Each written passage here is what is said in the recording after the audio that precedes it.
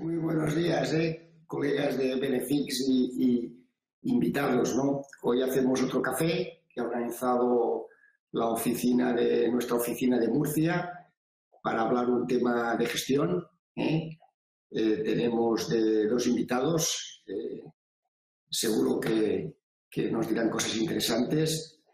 Doña Reyes Lozano Piñero y don Pedro Juan Martín Castejón, para hablar de la gestión del fracaso en tiempos de incertidumbre.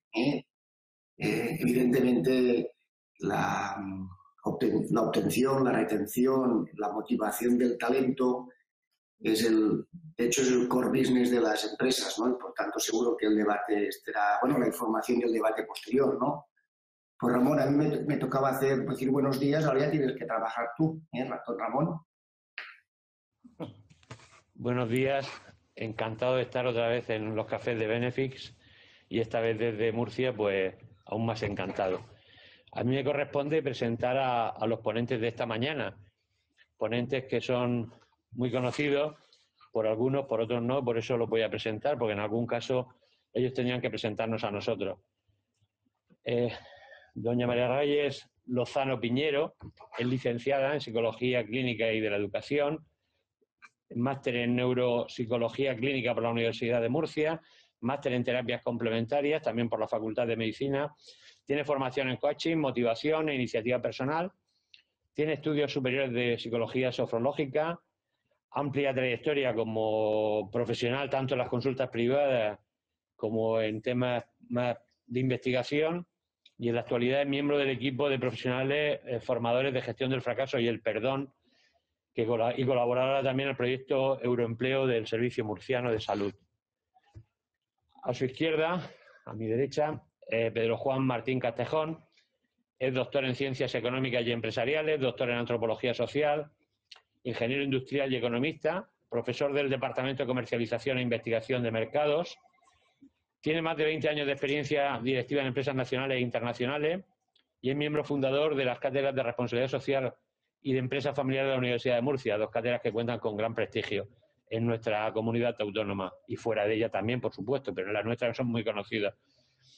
Desarrolla su actividad como capacitador y facilitador en empresas e instituciones y en la actualidad también es el responsable del área de marketing y RSC del colegio en el Consejo General.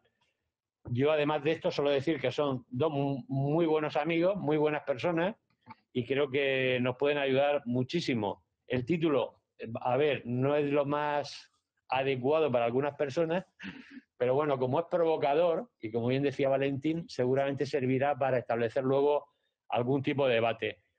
Adelanto que cuando terminen, cualquiera de los que están conectados, han tenido a bien conectarse esta mañana con nosotros, pueden preguntar por el chat y yo les transmitiré a nuestros ponentes sus preguntas.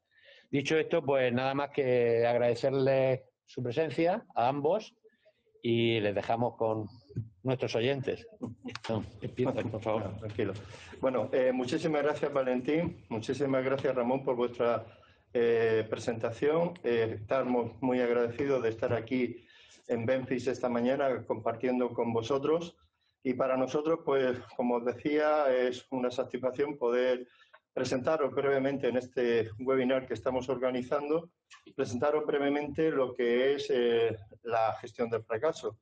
Un proyecto al que le llevamos dedicando los últimos 5 años y en el que hemos estado trabajando en él a partir del proyecto Euroempleo, que es el que nos ha ayudado junto con el proyecto Rigor, que es el proyecto Renacer de la Unión Europea. Nosotros vamos a seguir ya con la presentación, aunque no la tengamos en pantalla. Lo primero que queríamos decir es que en la vida, si os dais cuenta, todos estamos caminando permanentemente en una línea, que es la línea de los logros que alcanzamos y la línea de los fracasos que obtenemos. De hecho, si nos viéramos y tiráramos la línea de nuestra vida, a nivel individual nos daríamos cuenta, en este sentido, que lo más importante es que somos producto de nuestros logros y de nuestros fracasos, de nuestros aciertos y de nuestros errores. Los dos nos han configurado lo que somos. Pero no solamente a nivel individual o a nivel de personas, sino también a nivel de organización. Una organización es, hoy en día, lo que ha conseguido lograr en aquellos aciertos que ha tomado a nivel de su estrategia, a nivel operativo, y aquellos errores que ha cometido, que le han llevado a estar donde tiene que estar. De tal forma que en este campo, podríamos decir, del acierto, este camino entre el acierto y el error, es algo que forma parte consustancial uno del otro. Y somos productos de los dos. Sin embargo, si nos centramos en el concepto cultural que tenemos sobre todo en Europa y sobre todo en la cultura latina, nos damos cuenta de que se enfatiza mucho los aciertos y los logros, y del fracaso, concretamente, no se habla. Como hablar del fracaso, hablar del error, pues supusiera poner la vista en algo que no es deseable. Aunque, como hemos dicho anteriormente, forma parte de nuestra propia vida. En este sentido, ¿qué es lo que tenemos que tener en cuenta? Pues el propio término fracasare. El término fracasare viene del latín y representa estrellarse, darse un golpe. ¿Y qué simbología tiene esto? Pues algo tan sencillo que es cuando nos proponemos una meta o nos proponemos alcanzar un objetivo y tenemos la mala suerte o la incompetencia de no poder alcanzarlo. Y decimos, hemos fracasado en esto. No cumplir las expectativas que teníamos en mente. Efectivamente. Forma parte también de lo mismo. Haciendo mención de un pequeño chacarrillo que teníamos aquí antes de comenzar, si yo me propongo adelgazar para llegar con menos kilos a las fiestas de Navidad y no lo consigo, puedo decir que he fracasado en mi dieta. ¿O no? Puedo decir que he fracasado en mi dieta. Vale, perfecto. Y que el fracaso forma parte del acierto, ¿no? Bien. Pues en este sentido, hay un choque importante en el aspecto de que nuestra cultura, como hemos dicho a nivel europeo y sobre todo a nivel latino, no pone en valor lo que es el fracaso. Es decir, nosotros nos centramos mucho hacia el éxito y hablamos poco del fracaso. Sin embargo, en otras culturas, yo lo que le pediría un poco de aceleración, porque uno gestiona el fracaso hasta cierto punto, pero vamos ya por la tercera transparencia y sería bueno intentar agilizar la... Es importante. Y si conectáis uno directamente, métete tú en la sala con tu ordenador y lo vais proyectando ahí. Bien. No está saliendo cuál nuestras expectativas, pero... Bien. Bueno, aquí es donde uno realmente se prueba, y se prueba en el sentido de, fijaros las horas que nosotros le hemos dedicado a esta presentación, muy depurada, muy centrada, y llega el momento donde se tiene que poner esa presentación donde nos sirve de guía porque es donde la hemos estructurado y no está. ¿Y qué pasa? ¿Se para la vida? Nosotros nos podríamos venir emocionalmente abajo, siendo derrotados por el esfuerzo realizado, o podemos coger el otro camino, de decir, hemos hecho un buen trabajo, esto no nos ha salido como queríamos, no hemos podido estrellar en la presentación, pero eso no impide seguir adelante hacia el objetivo. Esa es una de las lecciones principales que podríamos sacar de la gestión del fracaso. Somos personas inteligentes emocionalmente y entonces lo que estamos haciendo es gestionar y salir airosos de una situación que no está saliendo según lo esperado. Efectivamente. Y volver al término de fracasar, en el sentido de decir, no alcanzo el objetivo que me había puesto o la meta que yo había previsto. Que no siempre el no alcanzar ese objetivo es un fracaso total. Puede ser un cambio de darle un giro porque se puede gestionar y salir airoso. Hay algo que es importante y que es importante que lo dejemos claro desde el principio. Lo digo para las personas que nos están escuchando. Es muy importante que tengan claro de que el fracaso no es deseable. Es decir, indiscutiblemente, fracasar a nadie nos gusta. Cometer errores a nadie nos gusta. Pero lo que tenemos que hacer es, cuando ocurre, bueno, muy bien, genial. Al final, confiando en nuestros resultados y en la pericia de nuestros compañeros, al final lo vamos a conseguir. Ustedes no sé si se sienten ahora mismo satisfechos, pero nosotros muy satisfechos. Hemos hecho un paso adelante en este sentido. Y además, justo porque las cosas a veces parecen que se mueven por una sincronicidad, como decía Carl Jung, extraña. Vamos a llegar a tiempo y además en una de las transparencias que para nosotros era importante en este punto de inflexión, y era en este sentido de cómo se pone el enfoque en las cosas buenas y no se pone el enfoque en las cosas malas. Como que el aprendizaje es para repetir modelos de éxito, pero no el aprendizaje en aquellos modelos para intentar evitar los modelos de fracaso. Sigue puntualizando que el fracaso se da, no es deseable, pero que es la esencia de lo que es la ponencia. Hombre, claro, efectivamente. Nosotros lo que tenemos que enfatizar mucho es en el sentido de bien, perfecto. Bien, pues fíjense que rápido ya hemos conseguido la primera transparencia. Con mucha facilidad estamos en la segunda transparencia, que le hemos dado un paso adelante. Muy bien, y nos vamos a colocar en una anécdota para representar cómo esto del fracaso, del éxito, es bastante relativo. Nosotros tenemos una concepción de las cosas muy en el corto plazo. Somos muy cortoplacistas a la hora de valorar las cosas. Sin embargo, cuando determinado logro no se consigue, no sabemos si eso va a ser bueno o va a ser malo para nuestra vida. En el terreno profesional como en el terreno personal. Y tú no sabes si un acontecimiento que tú valoras como muy positivo en tu vida va a tener al final esa connotación tan positiva en tu vida como tú lo estás celebrando en ese momento. Y para eso nos permitimos contaros una anécdota que a lo mejor a muchos de vosotros ya la conocéis y si no, a nosotros nos sirve un poco de apoyo. Es la anécdota del campesino y el caballo. Un granjero que tenía un caballo y el hombre pues vivía, gracias a Dios, del sustento que tenía el caballo, porque no tenía más riqueza. Ese caballo un día se le escapa. Entonces, claro, todas las labores que podía hacer en el campo, pues fracasaba. Y de hecho vino toda la comunidad, los vecinos, a decirle, qué mala suerte has tenido. Se te ha escapado el caballo y ya es la ruina para ti. Vas a fracasar aquí en este proyecto. Y él decía esa frase que tiene usted ahí, puede ser. Ya veremos. Ya veremos. Sin embargo, al mes siguiente ese caballo volvió con 7 caballos más. Y cuando vieron esos caballos dijeron, oye, pues qué buena suerte, ¿no? Ahora no tienes un caballo, tienes 7 y más el otro, 8 caballos. Y dijo lo mismo, puede ser, ya veremos. Volvieron, por resumir un poco la anécdota, pues un día más adelante su hijo, montando uno de esos caballos, se cayó y se rompió la pierna. Vino a la comunidad y le dijo, oye, qué mala suerte has tenido. Y él dijo, bueno, pues ya veremos si esto es bueno o es malo. Después, por desgracia, vino una guerra y su hijo pues no lo llevaron a la guerra, puesto que tenía la pierna rota. Y cerramos aquí la anécdota para no hacerla más larga. Yo creo que la anécdota, sobre todo para nosotros, tiene el valor de que todo hay que verlo después en perspectiva. Muchas veces el no haber conseguido un logro ha sido el mayor de nuestros éxitos. De hecho, hay muchos estudios hechos de personas que le han tocado más de 1 millón de euros en la lotería y después lo definen como el momento peor de su vida, por todos los acontecimientos posteriores que han desarrollado en su vida.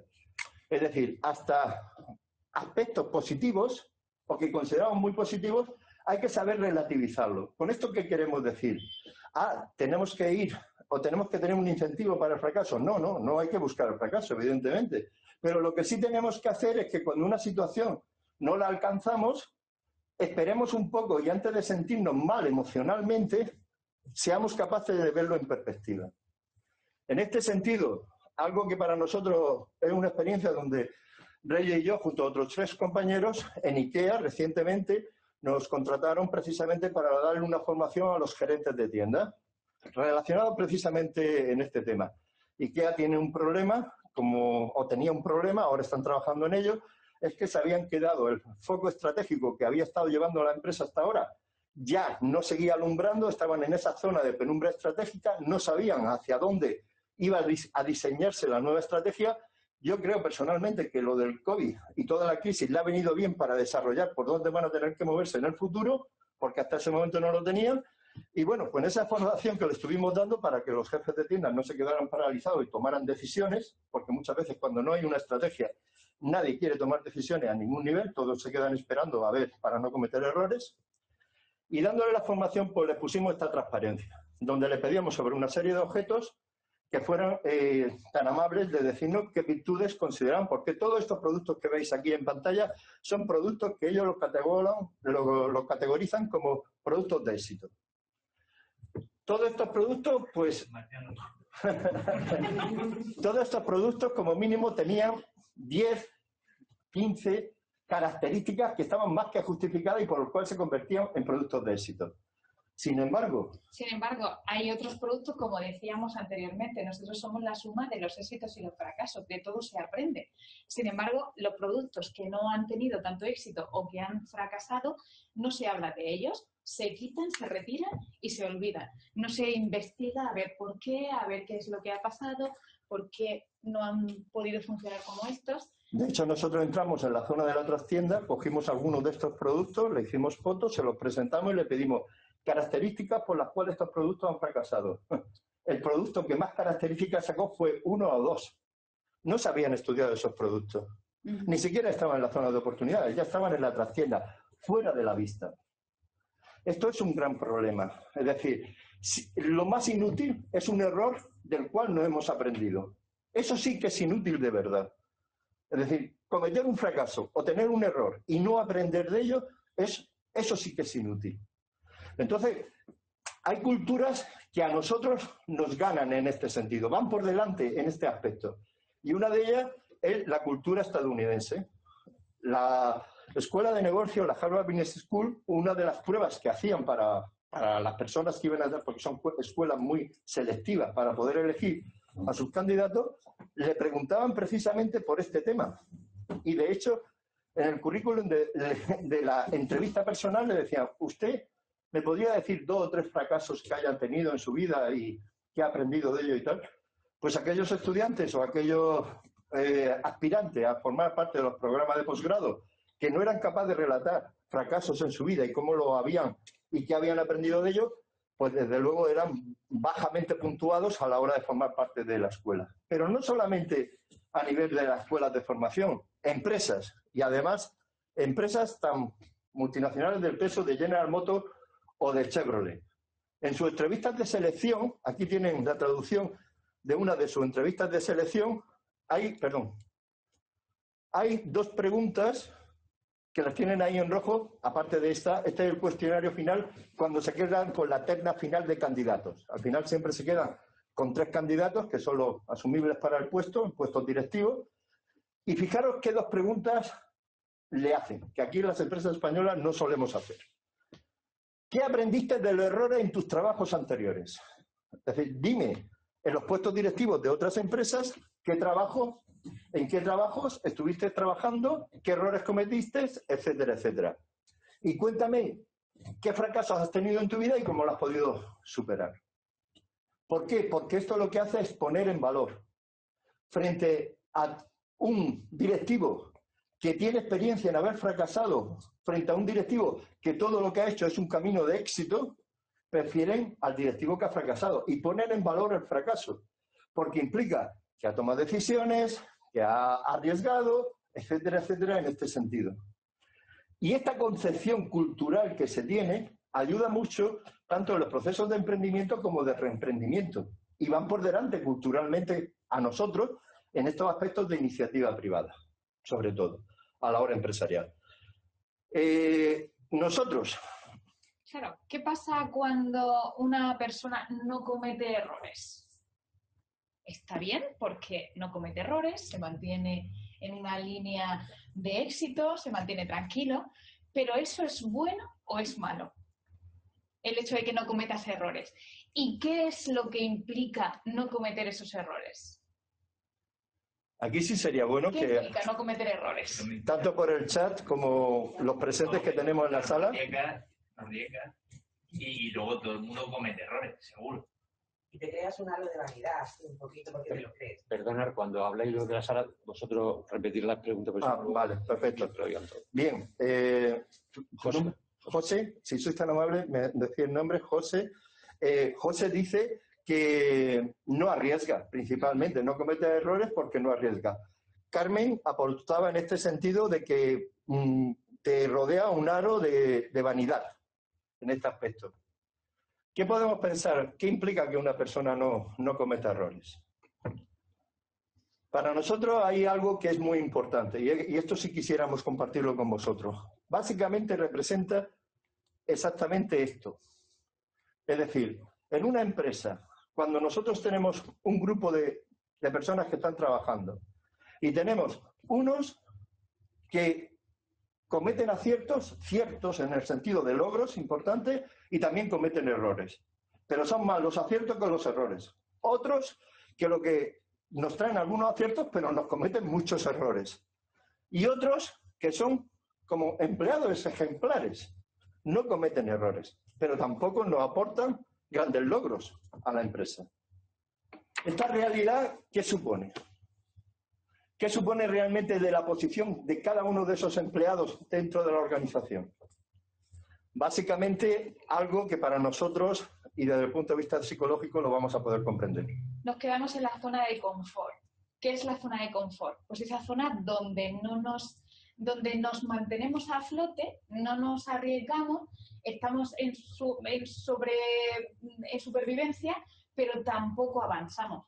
Entonces, llega un momento en el que tu nivel es alto, tus habilidades son altas, ya mantienes una posición, estás, eso, lo que estábamos diciendo, flotando, pero si no innovas, no avanzas. Y entonces eso tiene un gran riesgo tanto para la empresa como a nivel personal. Es verdad que tienes esa vanidad y esa posición, pero te quedas en el sitio, como decía José, no avanzas. Bien, en este sentido... ¿Y por qué nos quedamos? ¿Por qué nos quedamos siempre en la zona de confort? ¿Qué nos impide salir de ahí? Pues principalmente nos impide salir de esta zona de confort, porque tú para salir de la zona de confort tienes que ir a una zona de incertidumbre, una zona de miedo, que te genera muchas veces el que voy a cometer error, a lo mejor no alcanzo los objetivos, ¿qué van a pensar de mí? Miedos que muchas veces nos paralizan y nos impulsa a quedarnos dentro de esa zona de confort. Un ejemplo muy típico, y además se ve mucho, y yo por mi carrera técnica también lo he visto, es aquellas personas que dominan muy bien una tarea desde el punto de vista técnico, ¿me entiendes? Ha llegado dentro de la organización el punto en el que tiene que salir a vender y esa persona dice, yo para vender no valgo. A mí eso, pero vamos a ver, si eres la persona con más conocimiento del producto o del servicio que estamos dando, ¿cómo que tú para vender no vales? Eres el más cualificado. El no vender, ¿me entiendes? El no salir con esa actitud es no enfrentarte a una zona de miedo. Perdonad que os lo ponga en estos términos, pero yo creo que lo entendéis perfectamente. ¿Qué es lo que te tienes que ir y a dónde tenemos que proyectarnos? A la zona de aprendizaje. Muy bien. Pues hasta ahora no he sabido vender, pues voy a aprender a vender, porque mejor que yo nadie conoce mi producto o el servicio que estoy ofreciendo. Y como todo en la vida, todo hemos aprendido a base de aciertos y de errores. Quedarte en la zona de confort es no seguir creciendo. Es cierto que la vida muchas veces, cuando nos da golpes duros, tanto a nivel profesional como pueda suponer un despido o el fracaso de un negocio, o a nivel personal, pues determinadas pérdidas familiares, etcétera, etcétera, uno necesita refugiarse en la zona de confort. Es cierto, porque uno no está en ese momento capacitado. Pero cuando lo que uno no puede es quedarse a vivir en la zona de confort. Y esto es muy importante que lo tengamos en cuenta. Y entonces hay que vencer ese miedo. El miedo a fracasar no puede ser el impulso que nos lleve hacia adelante. Y en este sentido hay una frase que me gustaría que todos vosotros os quedara ahí en la cabeza, es un mantra. Nosotros lo repetimos mucho en muchos aspectos, porque muchas veces, indiscutiblemente, tanto Reyes como yo fracasamos, pero siempre nos repetimos esto. La primera vez nunca es culpa nuestra. La primera vez de algo nunca es culpa nuestra, porque estamos ante un reto, una situación a la que nos estamos enfrentando por primera vez. Lo que no puede, y donde ya somos mucho más serios, es que esto nos pase una segunda vez. La segunda vez sí es culpa nuestra. La primera, sí, adelante. En esa línea, uno de los invitados, don Alfonso, nos dice que no cometer errores puede representar que uno no es consciente de ello y puede creer que los errores no los comete y son las circunstancias externas. Por lo tanto, no es mi culpa. Correcto. Viene fenomenal. Además, hay que decirle a Alfonso que es un adelantado, que mira a ver sus capacidades de clarividencia, porque este tema lo íbamos a abordar un poquito más adelante, pero bueno, está muy bien, nos quedamos con él y si me permites, un poquito más adelante lo vamos a abordar. Da gusto de tratar con gente que tiene esta perspicacia que va por delante de la presentación. Hemos empezado tarde la presentación, pero no hacía falta empezarla antes. Hay ya personas que... Muy bien, es un comentario y ahora comprenderemos perfectamente esto que estaba aportando Alfonso en este sentido. Bien, para nosotros esto es muy importante y sobre todo que lo entendamos y que lo entendamos desde el punto de vista. Y volvemos a reforzar nuestro mensaje, el otro mantra que le estamos diciendo. El fracaso y el error no es deseable, pero tienes que saber enfrentarte a él y saber gestionarlo. Porque ese no puede ser el motivo por el cual nosotros no tomemos a cabo determinadas iniciativas en nuestra vida. Y esto nos diferencia mucho culturalmente y empresarialmente con otras culturas, que esto lo tienen mucho más asumido que nosotros. En este aspecto. En otros aspectos, desde luego, comen bastante peor que nosotros y tienen una calidad de vida peor que nosotros. Pero en este aspecto sí nos supera y tenemos que aprender. Y algo que sí me gustaría compartirles, que para nosotros es fundamental, es, todos conocemos a Henry Ford y todo lo que es y lo que implica el Fordismo, ese cambio de modelo de negocio a que fue un cambio totalmente. Esta frase es suya y para nosotros es el mantra que muchas veces nos repetimos. El fracaso es la oportunidad de empezar de nuevo con más inteligencia. Yo he fracasado porque había algo que no lo sabía, no lo conocía. Si soy capaz de aprenderlo, voy a enfrentarme a la nueva situación, pero con más inteligencia. Y esto hace, para nosotros, una de las frases que utilizamos mucho es el concepto fracaso-oportunidad. Y es que cada fracaso te da la oportunidad de empezar de nuevo, pero con más inteligencia sobre ese reto que te has propuesto, sobre esa acción que vas buscando. Y también enlazar el término fracaso, en vez de a una connotación negativa, a un aprendizaje. Siempre que tengamos un fracaso y lo convirtamos en un aprendizaje depurado, va a ser algo positivo. Un fracaso siempre va a ser algo positivo, dentro de que no es deseado, pero bien gestionado nos va a dar un peldaño para poder impulsarnos más fuerte la próxima vez. Y esto nos lleva a uno de los puntos importantes. Muchas veces el fracasar en algo nos abre la puerta de ideas durmientes que podríamos tener ahí y realizar proyectos muy interesantes. Permitidme que a lo mejor no lo conocéis, Bernard Shadow. Este hombre, en la década de 1970, estando en el aeropuerto de Londres, iba a coger, tenía que cambiar, venía de Alemania, tenía que ir a Nueva York, y en la terminal iba cargado con maletas y pesaban tanto que no le dio tiempo a pasar de una terminal a la otra, con lo cual cuando llegó, pues perdió el avión, él y su familia, con todas las maletas allí. Este hombre, cuando llegó finalmente a Nueva York, pues vio ese fracaso que había tenido en su vida, que se habían tenido que quedar allí, que bueno, pues no quiero pensar lo que le dijeron los hijos y la mujer después del desastre de no haber llegado. El hombre se encerró allí en su taller, empezó a trabajar y al final hizo este invento, las ruedas, y se ha hecho millonario. Es decir, hasta ese momento nadie había pensado que para trasladarte en el aeropuerto, para poder el equipaje ponerles una rueda. Hoy no concebimos una maleta que no lleve ruedas y de hecho en todos los aspectos incluso se ha trasladado a otro. Él se le paga un royalty además por cada una de las maletas con ruedas que se venden en el mundo y se ha hecho multimillonario. Esto es convertir una oportunidad que ha venido de un fracaso y te ha generado una idea durmiente que ha sido capaz de llevarte a un gran logro. Que es un concepto que aparece, ¿conocéis el concepto de serendipia? Que está muy familiarizado con el mundo de la investigación. La serendipia es un hallazgo valioso que sucede de forma accidental o de forma casual. Por ejemplo, este señor le pasó esto y ejemplos muy típicos es el de la penicilina. Fleming estaba haciendo sus inventos con sus cajitas de laboratorio, estaba con las bacterias, con el estafilococo. Se fue de vacaciones, las dejó limpias y tal, pero algunas no las llegó a limpiar bien, se fue de vacaciones y cuando volvió había generado un moho que resultó ser el antibiótico, la penicilina. O otro ejemplo es el del principio activo de la Viagra. En un principio ese medicamento estaba destinado para sintomatología de angina de pecho y de hipertensión arterial. Pero se dieron cuenta que como efecto secundario lo que pasaba era que en los varones tenía una erección con mayor prolongación, de más tiempo. Entonces, en ese momento no tenían fármaco para esto, aprovecharon ese efecto secundario y hoy en día es el medicamento más recetado. Bienvenida a la serendipia, en este sentido.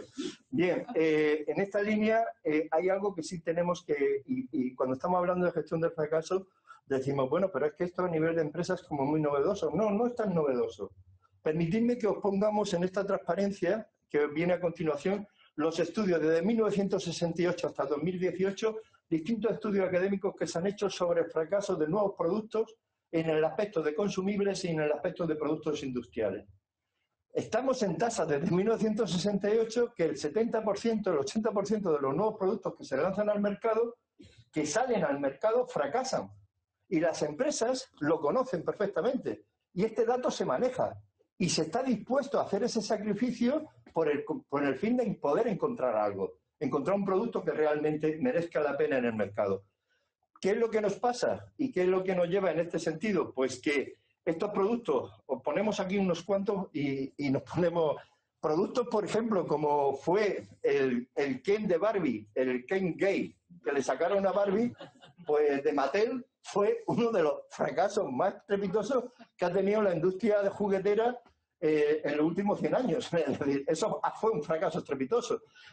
Bic, el de los encendedores y de los bolígrafos, cuando se dio el salto para hacer confección de ropa interior masculina y femenina, ropa íntima, pues fue otro fracaso, porque nadie quiere ponerse unos calzoncillos o unas braguitas con el Bic, que parece como que algo muy barato, ¿no?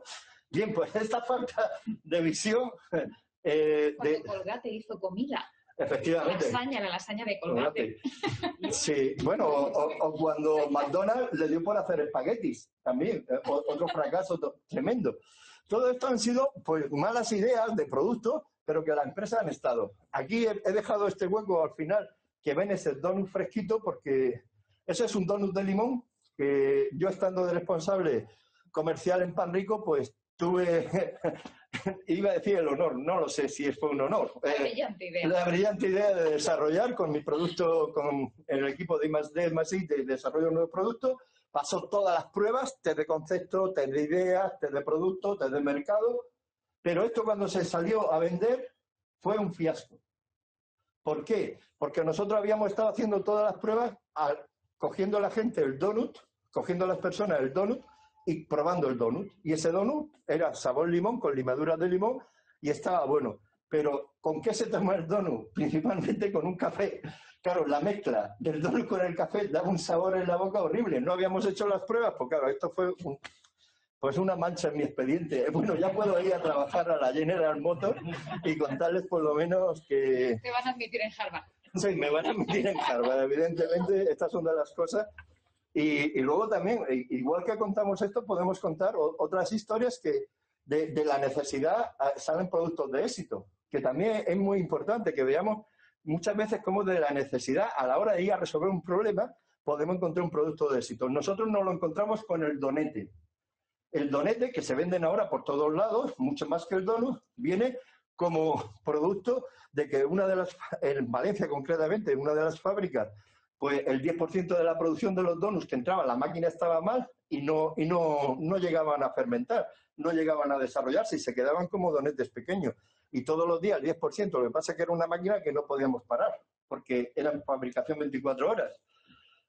En una conversación pues se tomó la decisión de decir, bueno, pues vamos a ver dónde lo podemos mandar, en los cuarteles, etcétera, etcétera.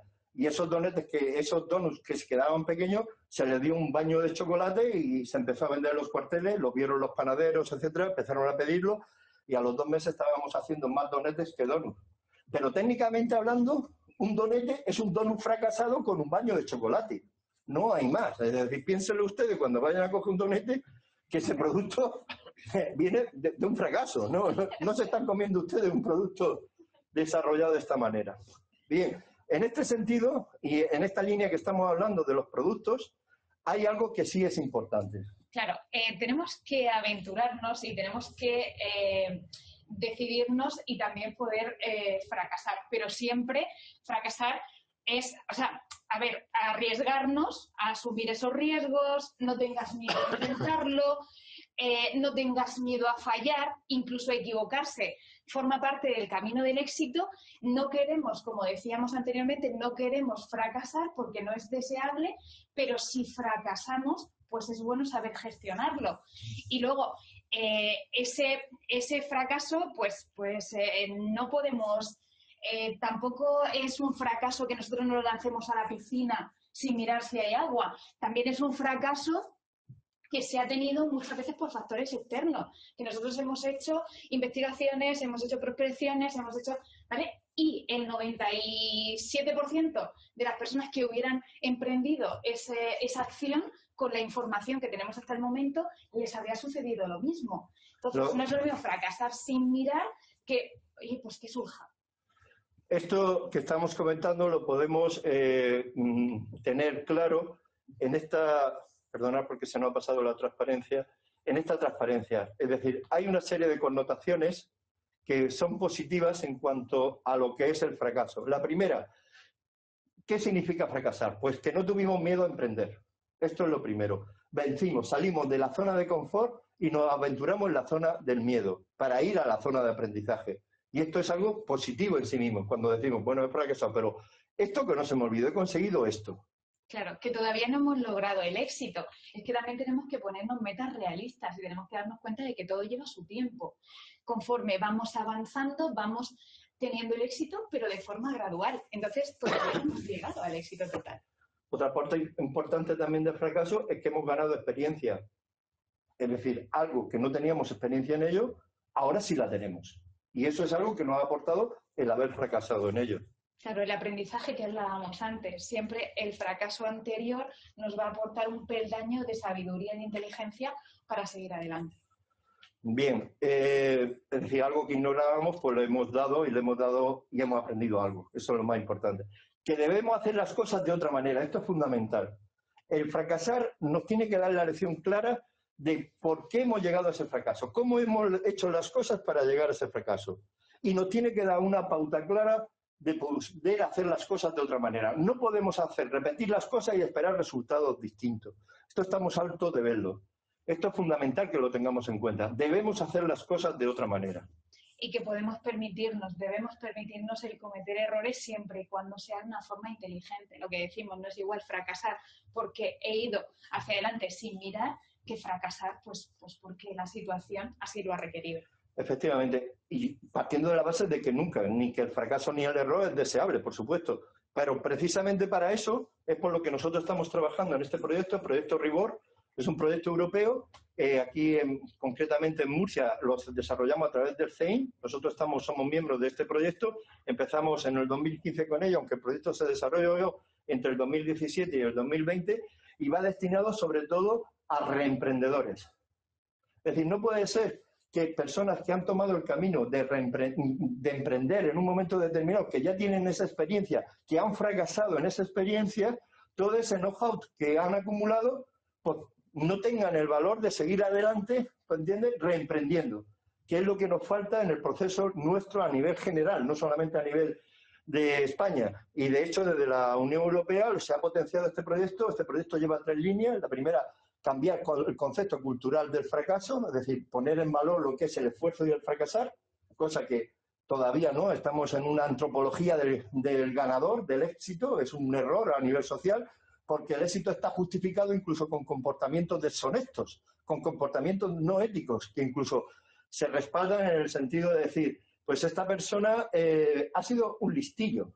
No, el listillo no, este ha sido un sinvergüenza, no sé, y socialmente tendríamos que recriminarlo frente a otro que se ha esforzado y ha fracasado, pero ha aprendido para poder seguir haciéndolo. Este proyecto va en esa línea, cambio cultural. Segundo, recuperación psicoemocional, porque una persona que después de un desgaste, de un fracaso, tiene que recuperarse. Y la tercera es la línea de la ley de segunda oportunidad.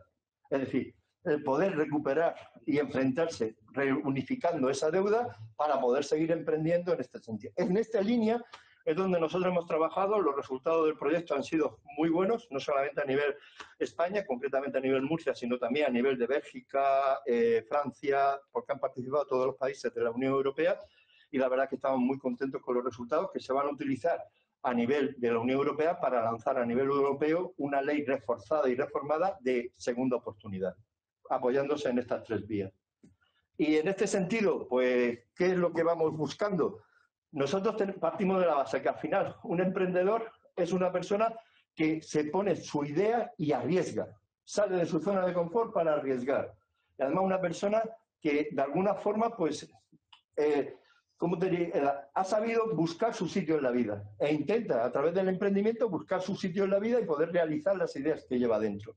Y para esto, indiscutiblemente, pues arriesga, trabaja sin descanso, lucha, tiene una innovación en todos los aspectos, pero sobre todo hay algo que hay que tener muy en cuenta, y aparte de todas estas características para llevar la idea a cabo. Y es sobre todo de que tiene que hacer... Claro, a la hora de reemprender, dale que se ha pasado. Perdón. A la hora de reemprender no hay que llegar y empezar de nuevo y ya está. Ese fracaso que hemos tenido nos ha llevado a un aprendizaje y nos ha dicho, a lo mejor no sabemos todavía cómo tenemos que hacerlo, pero sí sabemos de qué forma no tenemos que hacerlo. Entonces, a la hora de reemprender, tenemos que hacer un resumen y una valoración de introspección donde hacemos un DAFO. Vemos a ver la parte buena, la parte mala, qué ha pasado en el ahora y en el futuro. Voy a ver qué debilidades y qué amenazas puedo tener esta vez para no volver a caer. Y al mismo tiempo voy a ver qué fortalezas y oportunidades tengo para poder potenciar lo que se me quedó pequeñito la vez anterior. Para reforzar esto que acabas de decir, que además es la base de todo, es decir, tú no te puedes lanzar a arriesgar a lo loco, porque eso no es ser un emprendedor, eso es ser un suicida. En este sentido, perdonad, pero es que se pasan las transparencias con demasiada... Sutileza. Sí, no, es que no es muy sensible. Sensibilidad.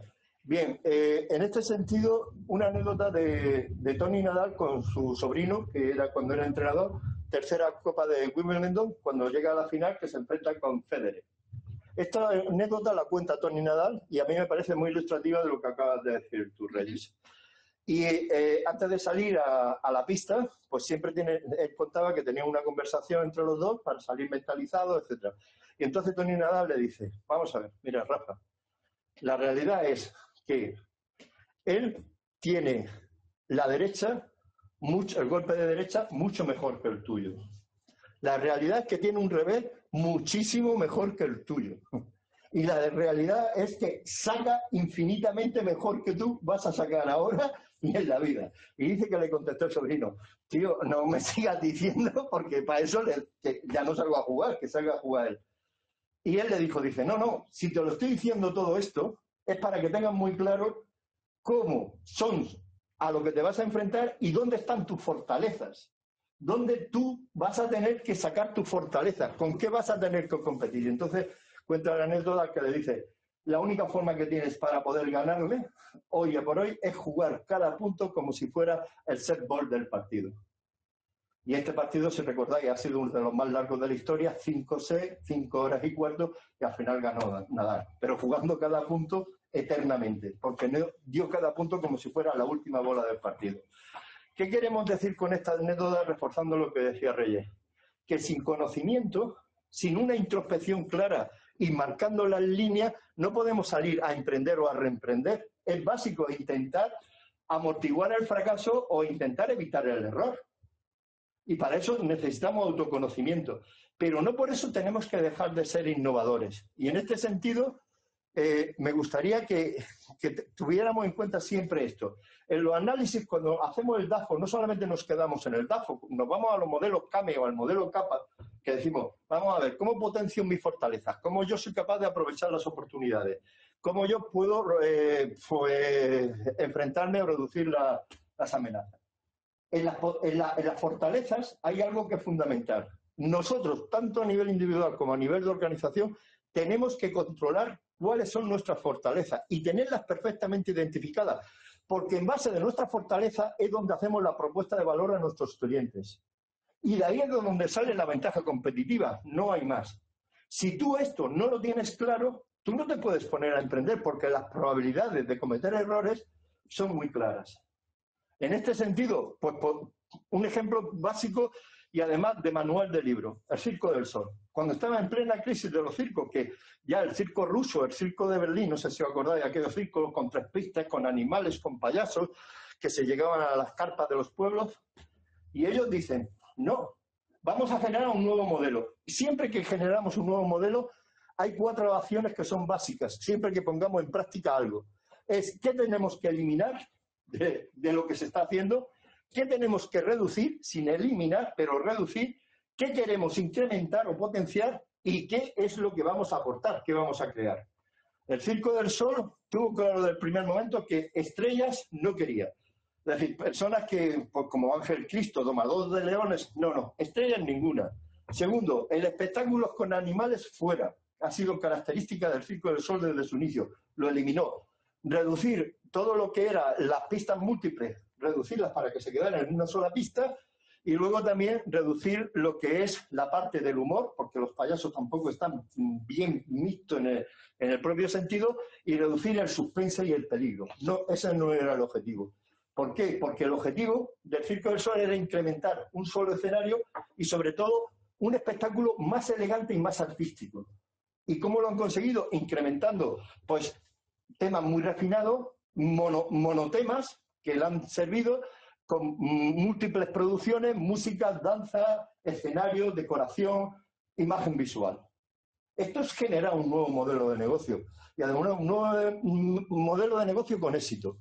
¿Qué queremos decir? No podemos estar hablando de gestión del fracaso pensando que fracasar es como algo, bueno, a base de fracaso aprenderé. No, primero hagamos bien las cosas. ¿Dónde te vas a apoyar? ¿Dónde te vas a asesorar? Para intentar reducir y amortiguar el fracaso todo lo posible. Que aún así no aparece el fracaso, hay que saber gestionarlo. Pero no te puedes lanzar en esta vida, porque al final es muy corta, a aprender a lo largo de tu vida solamente a base de golpe. Recordad el principio de la palabra. Fracasar es estrellarse o darse un golpe. Está bien que te des uno, pero no puedes estar la vida con unas chichoneras de todos los coscorrones que te has ido dando. Y esto es importante que lo tengamos en cuenta en ese sentido. Y por esta parte, nosotros, algo que sí es claro en el mundo de los negocios, y el hecho de decir, ¿y por qué fracasan los negocios? ¿Qué sabemos de estos estudios de que fracasan los negocios? ¿Qué tendríamos que tener en cuenta?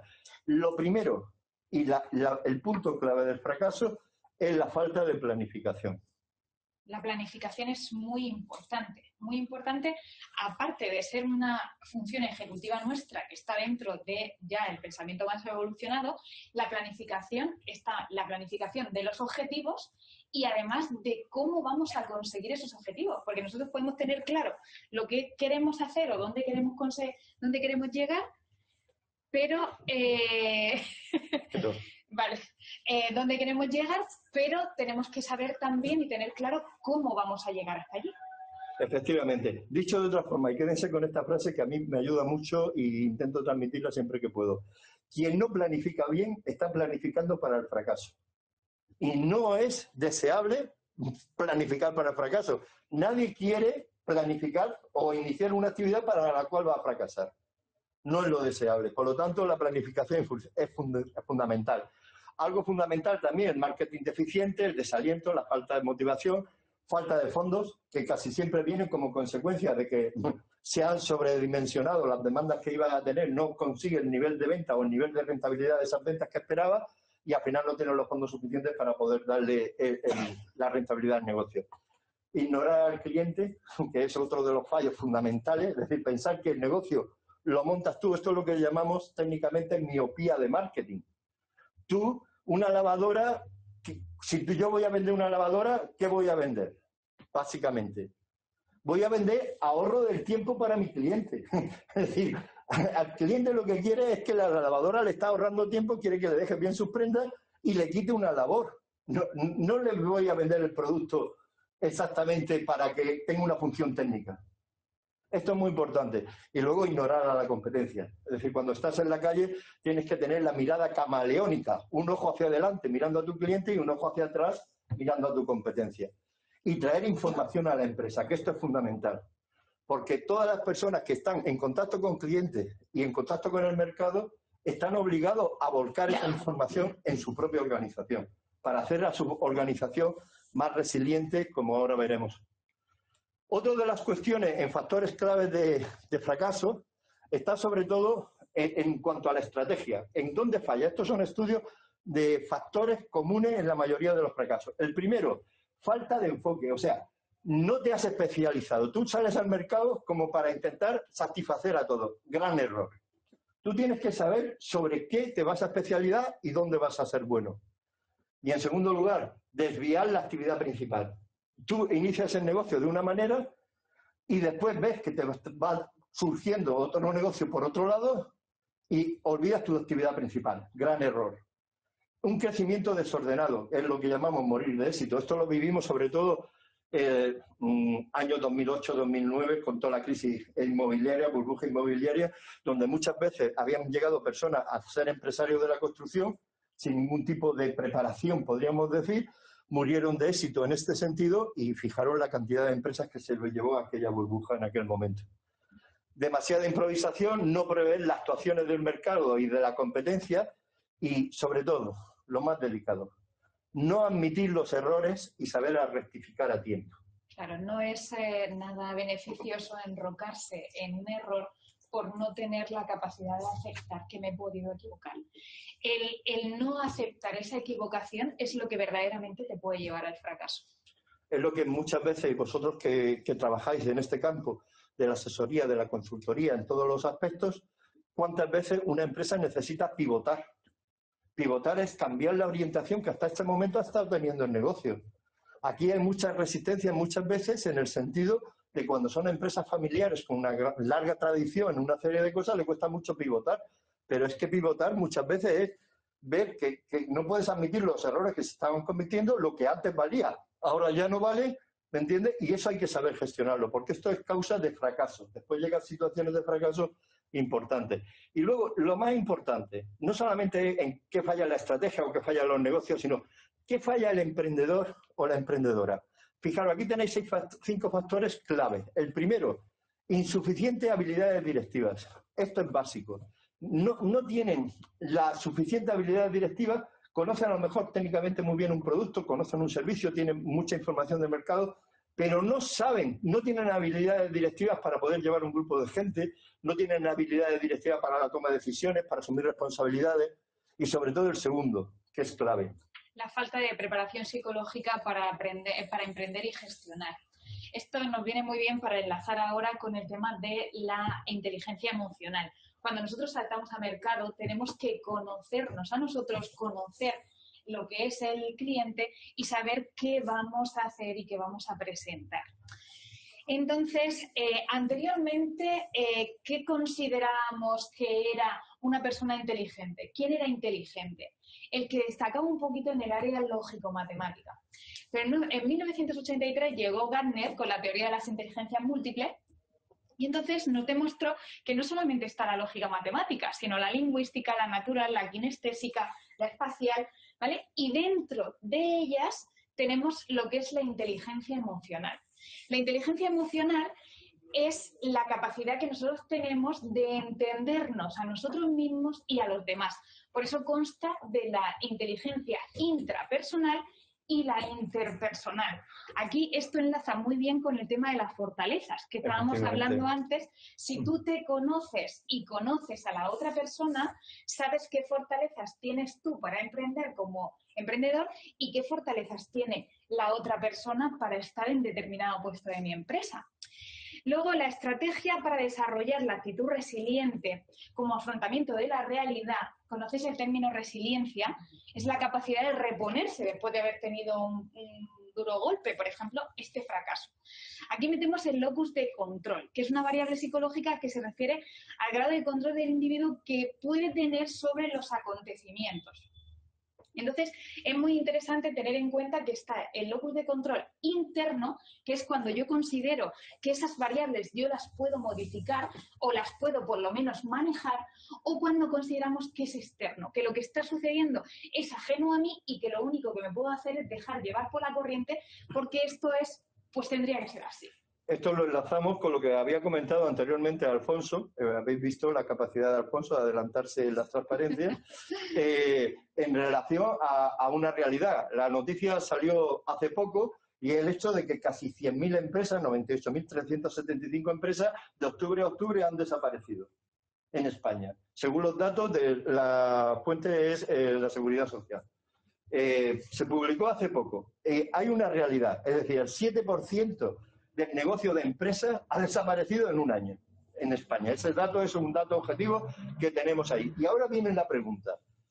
De esas 100.000 empresas, de esos 100.000 empresarios que han estado detrás de esas empresas, ¿cuántos de ellos su locus de control le hace pensar que han tenido que cerrar la empresa por la crisis sanitaria que ha habido del COVID?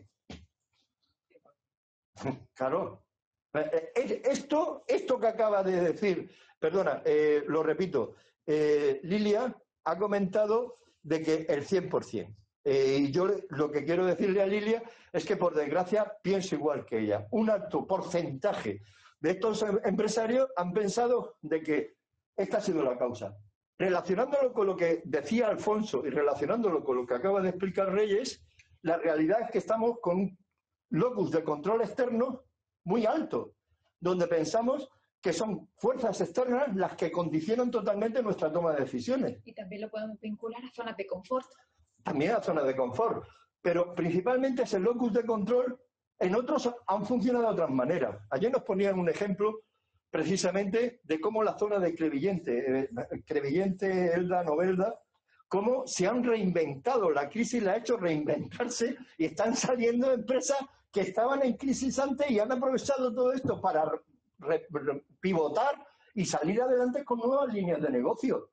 ¿Por qué? Porque esas personas, cuando tú actúas así en la vida, el locus de control interno que tienes es muy alto. Y tú piensas que al final las circunstancias que puedas estar produciendo, tú las puedes manejar y puedes salir. Esto es muy importante, estos componentes de locus de control interno y locus de control externo, es muy importante a nivel psicológico uno revisárselo. Porque, como bien decía Reyes, no solamente la inteligencia emocional, no solamente ser resiliente, sino saber en qué punto yo soy responsable de las cosas que me suceden en mi vida y hasta qué punto los acontecimientos son los que marcan mi vida. ¿Soy yo dueño de mi destino o son los acontecimientos dueños de mi destino? Esto las organizaciones lo tienen que ver. Y este dato, pues esperemos que cada vez más pues seamos más responsables en este sentido y no dejarnos llevar por los acontecimientos ni pensar que no se puede hacer nada. Y tener esa capacidad en ese locus de control. Y en este aspecto hay algo que sí nos gustaría decir. Es decir, nosotros creemos, y estamos defendiéndolo, que en la formación de emprendedores hay un capítulo, un módulo que se tendría que implantar, que hasta ahora no se ha desarrollado en España. Ya se están incorporando, gracias a Dios, desde que estamos trabajando con esta línea. Y es un módulo de gestión del fracaso. Tú tienes que saber en qué momento, ¿me comprendes? Tú tienes que pivotar el negocio. Tú tienes que saber en qué momento, podríamos decir, las señales tempranas, de alerta temprana, se te están disparando y tú tienes que saber en qué momento, si sigues por ese camino, vas a ser una empresa que no es viable. Uno de los grandes problemas que tenemos ahora mismo es que hay muchas empresas que están ahí con ERTE, etcétera, etcétera, pidiendo ayuda, pidiendo préstamo ICO, y no se han hecho un estudio de viabilidad para saber si son viables o no son viables. Están dejándose llevar por una corriente sin saber realmente su viabilidad. Y esto es un gran error. Y además consumiendo recursos públicos. Esto es algo que es fundamental. Entonces, para nosotros es muy importante intentar integrar, y de hecho ya hay algunos sitios donde lo estamos consiguiendo, la formación en gestión del fracaso en los procesos de formación para emprendedores y reemprendedores. Enseñarte a cómo intentar evitar el fracaso y si te ocurre, cómo lo tienes que gestionar para que ese fracaso sea el menor posible.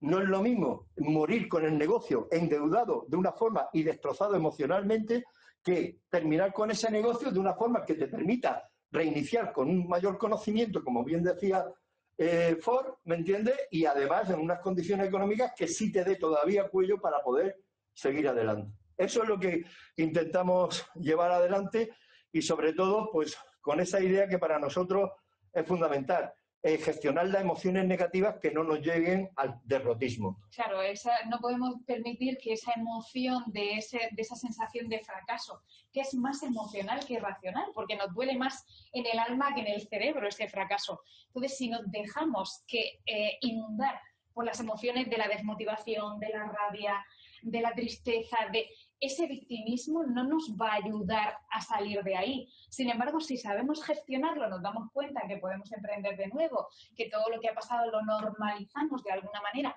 porque han podido ser factores ajenos a nosotros incluso, pues emprendemos de otra forma. Totalmente. Sócrates lo decía con esa frase que sí me gustaría también dejárselas y que ustedes reflexionaran.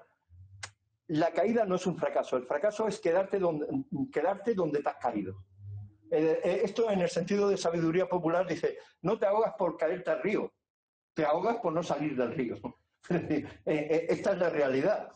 Entonces, ¿qué es lo que tenemos que aprender? Pues tenemos que aprender precisamente este sentido de saber salir de la situación. Es que ese fracaso en la caída puede ser un tropiezo, no tiene por qué ser un fracaso terminal. Sin embargo, si nosotros sabemos gestionar eso, podemos salir adelante. Si nos quedamos ahí, nosotros vamos a acabar de hacer y creernos que verdaderamente es un fracaso total. Claro. Ejemplo práctico vivido por ustedes. Inicio de esta sesión. Hemos fracasado estrepitosamente. Teníamos dos opciones. Quedarnos quietos, sentarnos aquí y decir, fíjate, anoche hasta las tantas preparando la presentación, con la tormenta que estaba lloviendo y tal. O decir, no, estas son las circunstancias, vamos a seguir adelante y vamos a confiar en que esto se va a arreglar. No sé si me entiende. Esta es la actitud de no puede aparecer un error, puede aparecer un fracaso. Pero también tenemos que ser realistas. Confiamos en que se iba a arreglar porque lo teníamos muy preparado. Lo que no puedes, es como yo suelo decir, Dios ayuda, pero no al aprobado, ayuda a partir del 7. Ah, claro, muy bien, bien traído. Bien, muy bien. Una muy buena aportación, Reyes. Entonces lo teníamos preparado y tendríamos que salir de alguna forma. Perfecto. Bien, en este sentido, comentaros de que he vuelto hacia atrás. Comentaros el que, bueno, producto de todo este trabajo, pues hemos editado un libro que de hecho nos lo ha editado con dinero público, que ha sido a través del Instituto de Fomento, a través del CEI, dedicado a la gestión del fracaso, un manual práctico. Es una visión, además está recién publicado, editado y publicado en septiembre en Diego Marín, además aquí en la librería de Murcia, y es una visión de 14 autores de transversal, psicólogos, antropólogos, ingenieros, empresarios, médicos, distintas visiones sobre precisamente esto, lo que es la gestión del fracaso y cómo nosotros podemos, sin buscarlo, decir, porque no hay que desear fracasar o cometer un error, como hemos dicho, pero sí es importante saber cómo lo voy a gestionar, ¿no? Y sobre todo, de hecho, el capítulo tuyo, que es... Sí, mi capítulo se llama Los patitos feos, entonces viene a raíz de cómo influye la forma en la que nosotros nos criamos y después nos comportamos en la vida adulta. Entonces, sabemos que el patito feo lo echaron, de alguna manera lo rechazaban, no por ser peor, sino simplemente por ser diferente. Entonces yo enlazo esto con los factores del emprendedor que decías, es que tú tienes que saber cuáles son tus fortalezas, dónde está tu sitio, no podemos forzar, tenemos que saber cuál es nuestro sitio, dónde podemos dar lo mejor de nosotros y dónde podemos exprimir al máximo nuestra capacidad. Entonces, es lo que comentábamos, no es lo mismo encajar que pertenecer. Claro. Si nosotros encajamos en un sitio donde, vale, podemos encajar, pero no estamos dando el máximo de nosotros. Sin embargo, si encontramos el sitio donde pertenecemos, ahí sí que es verdad que podemos sacar el máximo. Exactamente. Por eso ese mensaje de busca una empresa o busca una organización donde trabaje, que tú encajes en ella en el sentido de que pertenezca a esa, que tú notes que pertenece. En las redes sociales se utiliza una imagen visual que a mí me gusta mucho para fortalecer esto. Y él se pone una cabeza de ajo y se pone un gajo de mandarina acoplado a la cabeza de ajos. Claro, ese gajo de mandarina entra en la cabeza de ajo perfectamente. Claro que encaja, pero ¿pertenece? Esto es lo que nos lleva muchas veces también a cuando estamos buscando un trabajo y no encontramos la empresa en la cual nosotros sentimos que pertenecemos, tenemos que desarrollar el espíritu emprendedor. Pues si no la encuentro es porque tendré yo que crearla y pertenezco a esa empresa y buscar otras personas que quieran también compartir conmigo y pertenezcan también a esta forma de entender una empresa o llevar adelante un proyecto.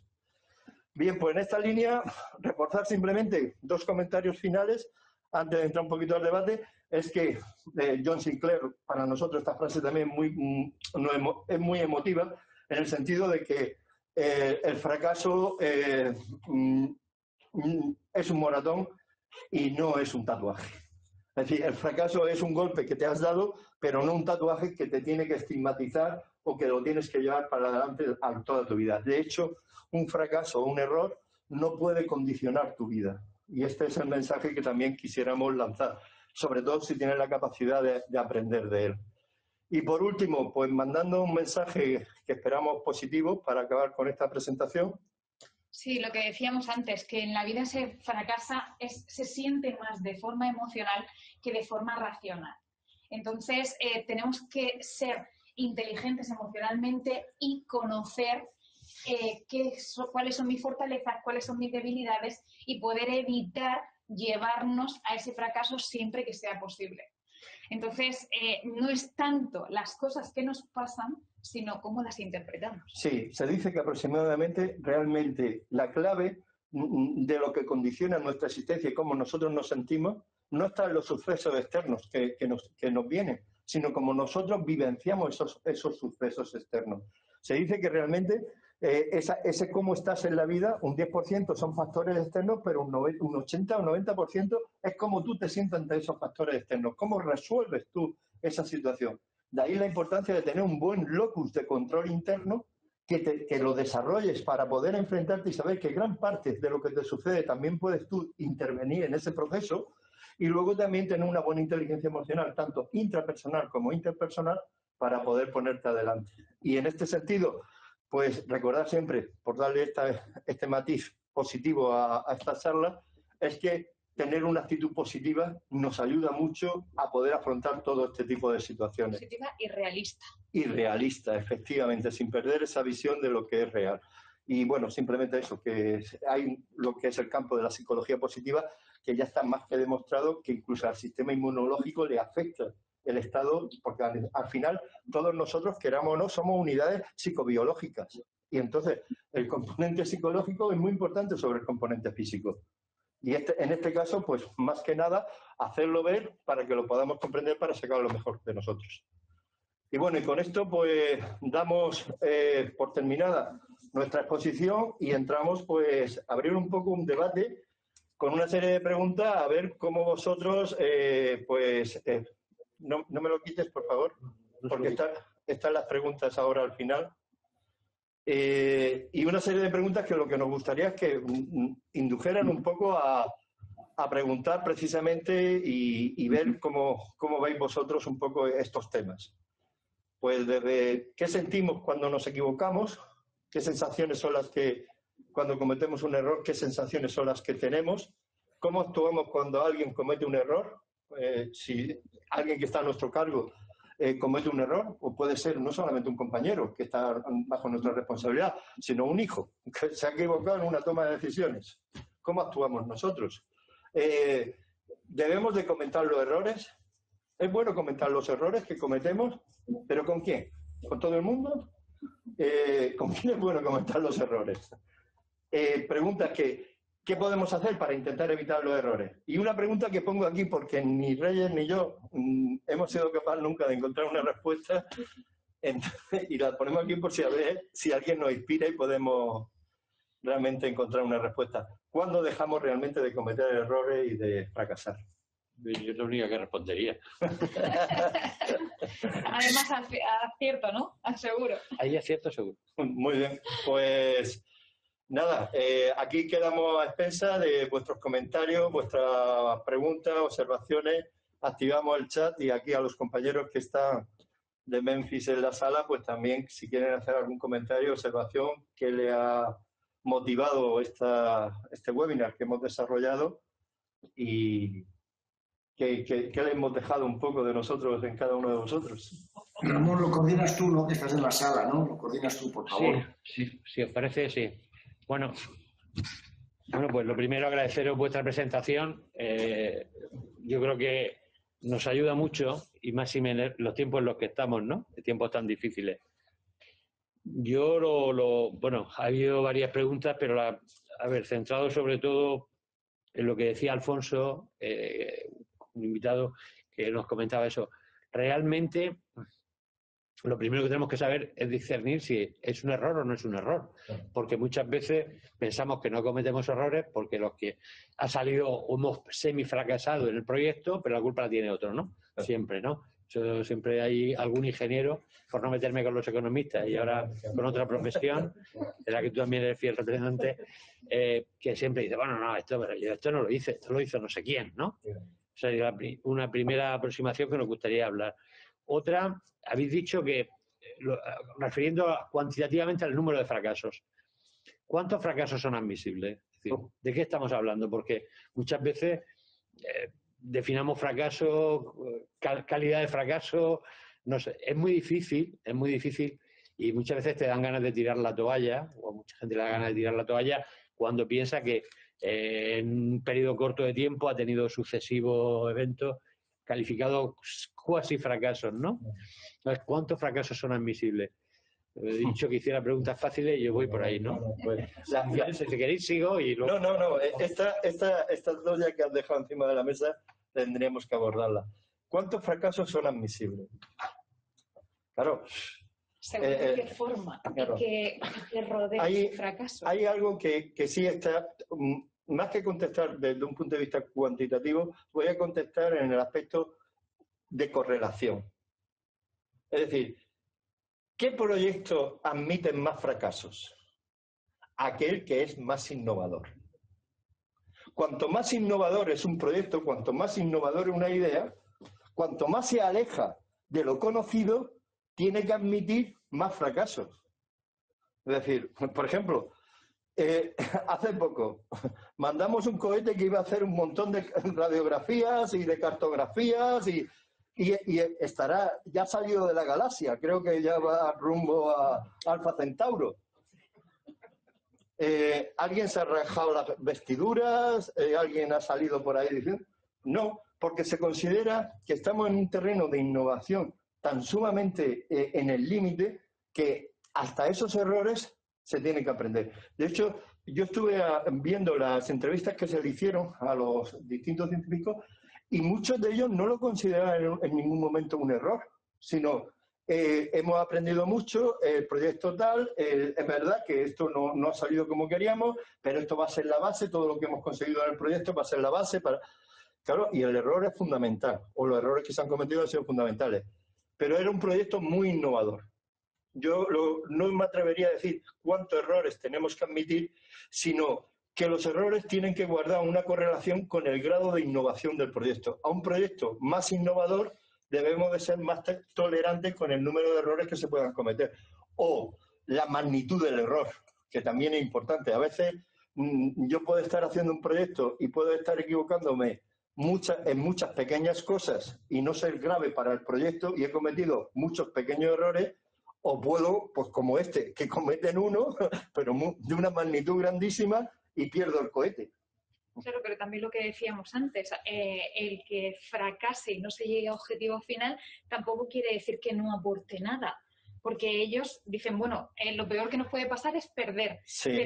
pero ya sabemos cómo no hacerlo, vamos cogiendo aprendizaje. Sí, pero la pregunta va en un sentido muy economicista y va, es decir, si yo le encargo a un empleado mío que me haga este proyecto, ¿hasta cuántos errores tengo que aguantarle? Por ejemplo. Si yo sé por dónde va, ¿cuántos son los errores? No, lo decía en dos ámbitos. Uno, en la responsabilidad esa de equipo de trabajo y otro en la línea de emprendedores que ahora mismo, sobre todo startups y todo este tipo de empresas de alta tecnología o de investigación prácticamente todas, en las que el porcentaje de fracaso es altísimo. Claro. Entendiendo fracaso como que esa actividad no va más, claro. Porque evidentemente todos aprendemos y todos aprenden de ello, ¿no? Claro. Entonces muchas veces hay emprendedores, empresarios en general, que se agotan. Y se agotan en este tema, ¿no? Esto no ha salido, esto tampoco sale. Correcto. Y habría que transmitir ese mensaje, por eso decía, ¿cuántas son admisibles? ¿Qué porcentaje es admisible? ¿En función de qué? Porque agota. El otro día teníamos un pequeño foro de startups y había personas que llevaban ya 10 proyectos y no le había salido ninguno. Entonces, trasladábamos eso, decíamos, no preocuparos porque estáis aprendiendo de este tema, y tal, pero al final es difícil, ¿eh? Cuando llevas 10 proyectos y no te sale ninguno, ya hay un tema que no hemos tocado aquí y está muy bien este debate que estamos abriendo, que es llamado, y no lo hemos tocado porque es que no nos da tiempo en el webinar, porque esto es mucho más complejo de lo que hemos expresado. Hemos intentado, Reyes y yo, en este sentido, sintetizar algo que, además, todo esto está basado en estructura y en teoría psicológica, no estamos hablando de algo que... y es el tema del empecinamiento. Cuidado con el empecinamiento. Una cosa es que yo me motive y esté intentando conseguir un logro y otra cosa es que me empecine en conseguir lo que yo quiero. Es decir, cuidado con esto. Y muchas veces aquí hace falta también una mirada de espejo. Es decir, tener siempre un grupo objetivo externo que te diga, mira, hasta aquí está bien, ¿me entiendes? O hasta aquí está mal. Es muy difícil para uno mismo, cuando está implicado, tener esa mirada objetiva. Por eso es tan importante contar con buenas personas alrededor y buenos profesionales que te asesoren, que te guíen y que te den, pues mira, este proyecto no lo puedes seguir trabajando. Este proyecto ha llegado a su límite de inversión. Por ejemplo, es que esta pregunta que me acabas de hacer, fíjate cómo varía, no solamente con la startup, en una empresa normalizada, que sea de carácter familiar y otra de carácter no familiar. Las empresas no familiares tienen un nivel mucho más de aversión al riesgo y no permiten que lleves adelante muchos errores en los proyectos. Si no consiguen rápidamente resultados, abandonan la idea.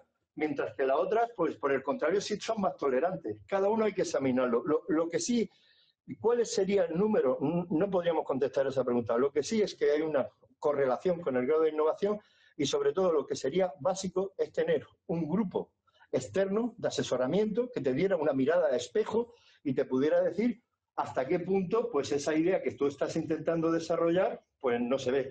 Esto también en las ruedas de inversión, cuando estás sacando a nivel de Business Angel, sacando algunos proyectos, los ves enseguida. Y ves enseguida personas que están pidiéndote, ¿cómo te digo yo? Ya lleva el octavo o el noveno proyecto, todos vienen con una historia de fracaso, pero es que además el proyecto no cambia mucho referente al último proyecto que fracasó. Cuando tú les pides, bueno, ¿cuál fue el primer proyecto que fracasaste? Te das cuenta que los 5 primeros eran casi lo mismo, variando pequeñas cosas, no sé si me explico. Así no puedes estar en la vida, porque eso es fracasar y tener que... Fracasar es como darte un golpe en la cabeza contra la pared y te sale un chichón, que no es definitivo, que se te va a quitar, eso es cierto, pero no puedes estar toda la vida dándote golpes contra la pared. Hay un punto en el que tú tienes que iniciar caminos más de innovación. Y esto es un tema que a esa pregunta yo me gustaría dejarla muy clara. La conveniencia de tener y de estar bien asesorado externamente para que te dé ese feedback de hasta cuándo o hasta dónde es el límite en el que tú debes permitir el nivel de fracasos. Pues eso liga con la siguiente cuestión que queríamos plantearos. Estamos pasando una situación difícil, evidentemente, eso es obvio, y a nadie se le oculta o se le puede ocultar esta situación. No sabemos tampoco el tiempo que va a durar, pero esta organización, y para los invitados que nos oyen, siempre hemos hablado de que nos gusta hacer una consultoría, una auditoría de boutique, ¿no? Muy cercana al empresario, al emprendedor y tal.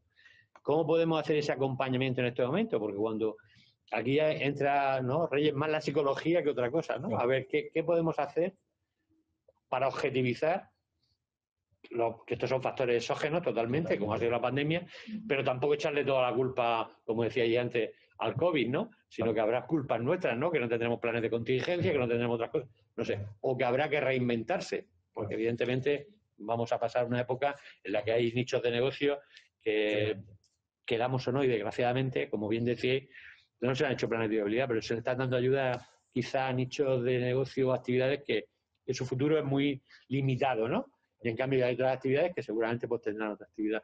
¿Cómo podemos nosotros, si los pudierais resumir en 4 ideas, 3 ideas, acompañar a ese empresario que lo está pasando mal, especialmente mal, a resurgir vía, no sé, objetivizar? Una forma sería, me imagino, los planes de viabilidad, es decir, ¿Es viable o no esta compañía? Eso es lo primero. Y luego, psicológicamente, ¿qué podríamos hacer? Claro, es que es cierto que estamos en un momento de incertidumbre. Entonces, los factores que influyen aquí son tanto personales como externos. Entonces, todo lo que son los factores externos, pues es ir un poco al hilo de cómo están sucediendo las cosas, y luego aquí entra el tema de lo que hablábamos de la inteligencia emocional, el saber tú también qué puedes hacer, ¿no? Lo que decíamos aquí de qué puedes hacer, dónde estoy haciéndolo bien, tengo el producto que necesito o necesito innovar pero de una forma también inteligente para... Entonces, yo lo veo como una mezcla, ¿no? de saber tú también en el lugar que te corresponde, pero es que la situación es ambigua, entonces vosotros estáis más puestos en... Mira, desde un punto de vista, dice, cuando uno ha tenido un fracaso en la vida del índole que sea, lo más importante para recuperar tu autoestima es tener un pequeño éxito. Esto es muy importante. Es decir, cuando yo tengo un fracaso, en la vida, en cualquier aspecto, intentar tener un pequeño éxito. ¿Por qué? Porque lo primero que tengo que restablecer es mi autoestima. A nivel psicológico... ¿Quitamos la presentación? Sí, ya lo podemos quitar. Esto es muy importante. ¿Por qué? Porque para nosotros el tener tu autoestima, el saber que eres el empresario que hace 10 años, o 15 años o 5 años hacías bien las cosas y conseguías resultados. Psicológicamente no se puede trabajar en inteligencia mientras tú tienes la autoestima baja. Lo primero que tienes que hacer es recuperarte a nivel de autoestima. Entonces, el primer mensaje es tirar de los históricos de esas empresas, ver qué cosas se hicieron bien, porque se gestionaron bien y porque la valía de ese empresario no ha dejado de estar. Y recuperarlo la autoestima. Esto es fundamental a nivel psicológico. La autoestima es fundamental, saber qué es el empresario. Pero también a la misma vez hacerle ver que las reglas del juego que tenía antes no son las reglas del juego ahora, que lo que funcionaba antes no funciona ahora, que hay que aprender. Y a corto plazo, que esto ayuda muchísimo, es proponerle metas a corto plazo que le puedan dar pequeños resultados positivos. No buscar grandes cambios de golpe. No buscar grandes, sino pequeños cambios que le permitan obtener pequeñas satisfacciones de logro y sobre todo que él vuelva a recuperarse en el sentido emocional de decir, soy el empresario que siempre he sido. Hay factores externos que han actuado, esto no está como tiene que estar, pero yo sigo siendo yo. Lo que no puedo seguir es haciendo las cosas como las venía haciendo. Esto es muy importante. Volver a valorar todas nuestras fortalezas porque eres un buen empresario. Lo que ha cambiado no es que tú no tengas buen producto o no lo estés haciendo bien, es que el factor externo es diferente. Entonces me vuelvo a revalorar de nuevo, veo dónde estaban las mismas fortalezas y virtudes que tenía antes, pero aplicadas a la situación actual. Y también eso también te llena de autoestima porque no es solamente un fallo, no es un fallo personal, es algo que es una suma de factores. Lo que sí hay que salirse es del pensamiento agregado, en el sentido de que la situación está mal, el país está mal, todo está mal. Ese pensamiento no puede, con ese pensamiento no vas a ningún sitio. Tú mismo cierras las puertas. Claro, víctima, derrotismo. Efectivamente. Tú tienes que recuperar tu autoestima, planificar, esto es básico, planificar además y ayudarles a planificar pequeñas acciones sin buscar grandes cambios espectaculares, pero sí pequeñas acciones que le permitan un logro o la sensación de un éxito, aunque sea pequeño, porque esto ya es un punto de inflexión. Y esa forma, pues desde los negocios más pequeños, de esa consultoría, asesoría cercana, que como es la que vosotros hacéis aquí en Benfis en ese sentido, pues quizás se pueda estar haciendo mucho bien y salvando muchas empresas. Porque pivotar una empresa y ayudar a una empresa a pivotar no es pegar un cambio de dirección y un volantazo al coche. Es saber ayudar a saber que hay que poner el intermitente, que vamos a tener que ir cambiando y que pequeños logros son los que nos van a permitir ese rumbo. Y siempre dirigirlo hacia un punto realista, tanto ni demasiado optimista ni dejarlo caer en el pesimismo. Exactamente. Vamos a ver poco a poco. Nos quedamos con esa idea, ¿no? De revalorar en continuo, es decir, que tendremos que hacernos nuestro DAFO con más frecuencia, ¿no? Efectivamente. Correcto. Eso es muy Sobre la importante. marcha. Y luego, no solamente el DAFO, el CAME, que muchas veces las personas se quedan en el DAFO, pero para mí el DAFO es algo muy estático. Me gusta mucho más el modelo CAME porque es cómo yo voy a aprovechar las oportunidades. No solamente que identifico las oportunidades, sino que me responda a la pregunta de cómo voy a aprovechar esas oportunidades, cómo voy a potenciar mi fortaleza, cómo voy, de alguna forma. El modelo CAME, para mí, en estos momentos que estamos, también llamado por otros autores modelo CAPA, también es muy importante en el sentido de que miremos la acción que nos lleva. Y esas 4 acciones que os he puesto antes con el Circo del Sol, que era la de eliminar, reducir, incrementar y crear, tenerlas muy presentes, porque llevándola a cualquier plan de negocio puede dar giros importantes, pequeños giros, pero al final pequeños giros puede llevar a un gran cambio. Que ese mensaje sí me gustaría dejárselo a todos los que nos están escuchando. Por el chat nos dicen que cuando es aconsejable prever un desmantelamiento, un coste de mantenimiento del plan económico, luego ellos mismos entendían que lo estabais contestando de alguna forma, ¿no? ¿Cuánto tiempo se va a abandonar un proyecto? También se vuelve a hablar sobre la asunción de la culpa propia ante el fracaso. La verdad es que sería largo y tendido el poder ver todo lo que queremos ver, ¿no? Al final es muy difícil porque eso, tenemos muy poco tiempo, esto es un tema complicado y la verdad que lo que tenemos que hacer es, pues, o llamarles de nuevo o leernos el libro, que también han venido a hablar de su libro, o dejarnos aconsejar. Yo creo que para todos ha sido una lección importante. Hemos admitido de inicio ya nuestro fracaso, nuestro error. No sabemos si lo hemos admitido el tiempo necesario o no. Bueno, ahí hemos estado un poco titubeantes, pero la verdad es que, ante todo, agradeceros vuestra exposición, agradeceros porque creemos que, de luego, y seguimos pensando que es muy importante, e intentaremos en sucesivas ocasiones, pues, profundizar un poco más en ello, ¿no? No sé si nos quedan algunas preguntas con quién se han de comentar los errores, preguntas muy bonitas y tal, pero bueno, las dejaremos para otra sesión posterior. Y yo, Valentín, no sé si queréis hacer alguna apreciación desde allí, desde Barcelona. Menos un café y que se sienten. Bueno, no. A ver. Nuestros ponentes son así de activos, entonces no prefieren exponer de pie. Ahora, con posterioridad a esto, lo siento, pero si queréis tomar café debe ser de forma virtual. Estos los cafés virtuales y el desayuno. Hay que pegar un café y sentarnos. Nosotros le invitaremos a desayunar y luego le daremos un obsequio en nombre de Benefix, de todos, por lo bien que lo han hecho. Y a ver si nos dejan así y nos enseñan que aunque fracasemos seremos felices y estaremos contentos y optimistas siempre. Pues muchísimas gracias, vamos a ser puntuales, que nos pasamos ya 3 minutos. Gracias a todos. Buenos días. Buenos días. Y hasta la próxima vez. Hasta luego. Hasta luego.